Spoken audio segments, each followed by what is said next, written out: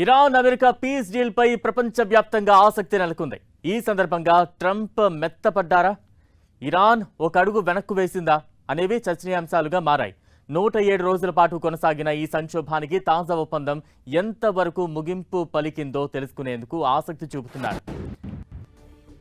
ఇరు దేశాల మధ్య ఒప్పందంలో పలు అంశాలు అంగీకారానికి వచ్చాయి.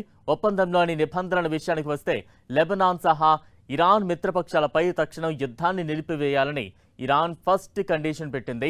తమ అంతర్గత విషయాల్లో అమెరికా జోక్యం చేసుకోకూడదని, తమ సార్వభౌమాధికారాన్ని గౌరవించాలని ఇరాన్ తేల్చి చెప్పింది. అమెరికా నౌకాదళ దిగ్బంధనాన్ని 30 రోజుల్లో పూర్తిగా తొలగించాలని డిమాండ్ చేసింది. ఇరాన్ చుట్టుపక్కల ప్రదేశాల నుంచి అమెరికా దళాలను పూర్తిగా వెనక్కు తీసుకునేందుకు కట్టుబడి ఉండాలని కోరింది. ఇరాన్ అరేంజ్మెంట్స్ ప్రకారం హర్మూజ్ జలసంధిని 30 రోజుల్లో పూర్తిగా తెరవాలని షరతు పెట్టింది. తమ దేశంపై చమురు ఆంక్షలు తొలగించడం, పెట్రోకెమికల్ ఉత్పత్తులు, డెరివేటివ్ల నుంచి వచ్చే ఆర్థిక లబ్ధి పూర్తిగా తమకు అందేటట్లు చేయాలని ఇరాన్ కండిషన్ పెట్టింది. ఇరాన్ పునర్నిర్మాణం కోసం అమెరికా, దాని మిత్ర దేశాలు $300 బిలియన్ విలువైన ప్రణాళిక సమర్పించాలని కోరింది.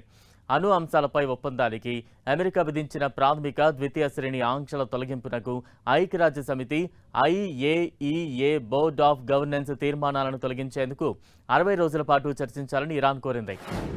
NPT ఒప్పందం ప్రకారం అణ్వాయుధాలు ఉత్పత్తి చేయబోమని ఇరాన్ హామీ ఇవ్వాలని అమెరికా డిమాండ్ చేసింది. అయితే చర్చల సమయంలో అమెరికా ఈ ప్రాంతంలో అదనపు బలగాలను మోహరించకూడదని ఇరాన్ కండిషన్ పెట్టింది. అమెరికా స్తంభింపజేసిన ఇరాన్కు చెందిన $24 బిలియన్ విడుదల చేయాలని, చర్చల ప్రారంభానికి ముందే వీటిలో సగం విడుదల చేయాలని ఇరాన్ డిమాండ్ చేసింది. ఒప్పందం అమలుకు పర్యవేక్షణ వ్యవస్థను ఏర్పాటు చేయాలని, తుది ఒప్పందాన్ని ఐక్యరాజ్య సమితి భద్రతా మండలి తీర్మానం ద్వారా ఆమోదించాలని ఇరాన్ కండిషన్ పెట్టింది.